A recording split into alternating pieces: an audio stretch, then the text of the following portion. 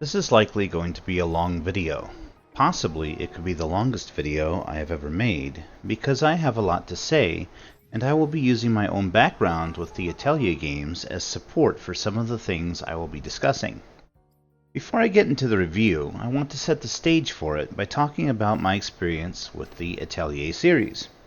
Like many people, my first game was Atelier Ryza. Believe it or not, I bounced off of Ryza 1 twice before I finally started over a third time and finished it. As a newcomer who was not familiar with all of the quirks and complexities of the series, I found Ryza daunting. Even after I had finished it, I still didn't completely understand the systems. From there, I went into Sophie 1, I think it was. Since I had plans to play Sophie 2, I wanted to play that one first. I found Sophie 1 even worse, to be honest. I managed to beat it, but not without a lot of struggle and a lot of searching on the internet. Sophie 1 was a good experience for me though. It actually helped me to better understand what I was looking at and what I was doing when I played Ryza 2. I don't 100% remember the play order, but when all was said and done, I had played the Ryza trilogy and Sophie 1 and 2.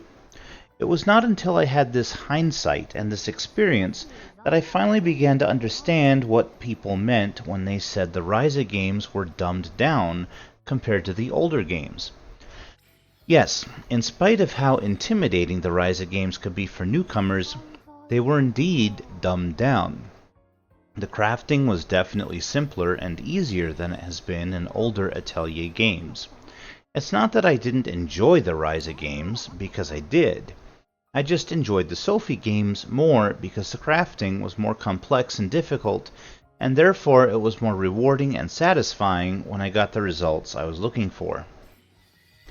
I may be a newcomer, but based on my experiences with Ryza and Sophie, I have come to understand somewhat the mindset of old-school Atelier fans.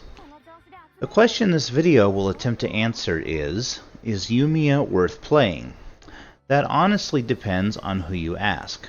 Let's talk about the things that have defined the Atelier series for decades. With rare exception, the focus of the Atelier games has always been the crafting. In most cases, you need to make good use of it, or you're going to struggle. In between sessions of crafting, you will have many cutscenes involving the main protagonist and her friends, and be doing side quests. Character development and cozy moments are series staples. Some Atelier games barely even have a story. It's basically all about the character interactions. Although a few Atelier games have flirted with the open world concept, most take place in these clearly defined, smaller play spaces. How does Yumia compare to the typical Atelier formula? At a basic level, it is an Atelier game. You run around collecting hundreds of ingredients, you slay monsters for experience and crafting materials, there's a crafting system, the characters have appealing designs, you do side quests, and so far in my playthrough, there has been some genuinely good character development. And yet, it doesn't really feel like an Atelier game if I'm being honest. Oh, it's a good game. I'm just not sure it's a good Atelier game. For starters, Atelier Yumia takes place in a fully open world with some big zones to explore. This is where the problems begin. Making a big open world and filling it full of compelling things to do and see is challenging, and many developers are not up to the task. To unlock skills in the skill tree that are necessary to have, you need skill points. The main way you get these points is through exploring and discovering ruins, treasure chests, shrines of prayer, and other things. The problem is that this can get old and very grindy very fast. The second resource you absolutely need is mana particles, collected from mana geysers and rift crystals that spawn on the map. These particles are used to unlock and level up recipes. You also can't unlock new recipes without exploring, so it's pretty much mandatory to explore every point of interest on the map. The grindy nature of this system is bad on its own, But perhaps the worst thing it does is cause you to spend very little time with the crafting system. So far, I have spent a great deal more time exploring than I have crafting, and crafting is supposed to be the focus. I am currently in the last area of the game, and I have only had to spend an extended amount of time in crafting once. Things are ramping up in difficulty again, so I'm about to do more crafting of better gear, but I recall that in Sophie 2, for example, there were multiple times that I hit a wall and had to spend a lot of time crafting and considering my options in order to overcome it. That has barely happened for me in Atelier Yumia. Although I am only playing on normal, so perhaps higher difficulties are better in this regard. Time to talk about the elephant in the room, the crafting system. I have spent enough time with it to see that there is some strategy involved in order to effectively use it. However, this crafting is even easier than it was in Ryza. It's easy enough that I don't really get a whole lot of enjoyment out of it. It's just something I do to enable me to continue progressing through the story. In previous games, you needed one or two very specific ingredients for a recipe, and then other ingredients could be from specific categories. They could be anything, as long as they belonged to those categories. In Yumia, ingredient types and categories almost don't matter. Most of the time you can throw in any old ingredients. Sometimes a node will require a specific element or ingredient type, but mostly it will not. Specific ingredients are only really needed to activate the alchemy cores. It removes a lot of the planning and strategy that was present in other games. It just doesn't feel right. I've talked about the grindy nature of the open world and the easy crafting. Now let's talk tone. Yumia and her friends have very appealing designs.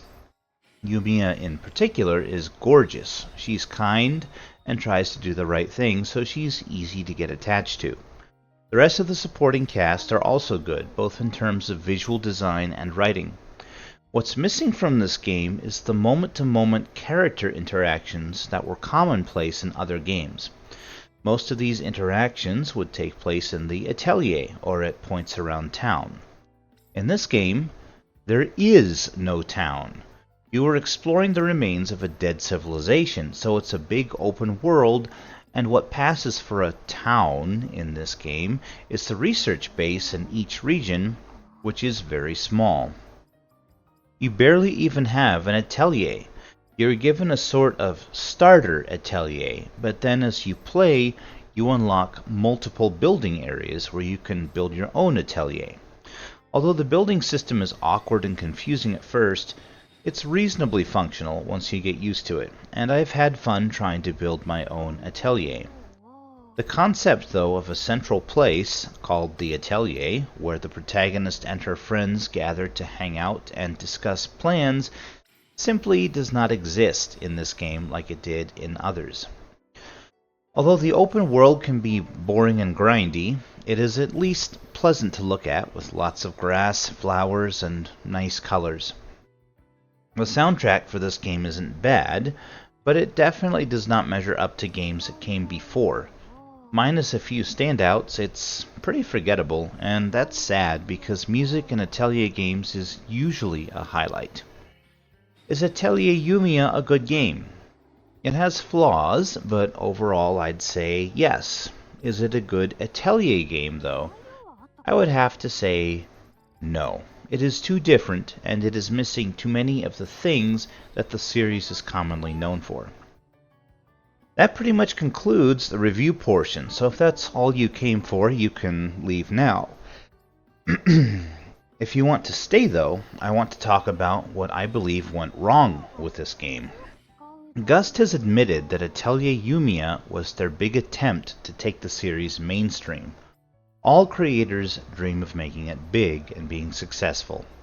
On paper, success is good, but this can mean that creators start trying to appeal to a broad audience.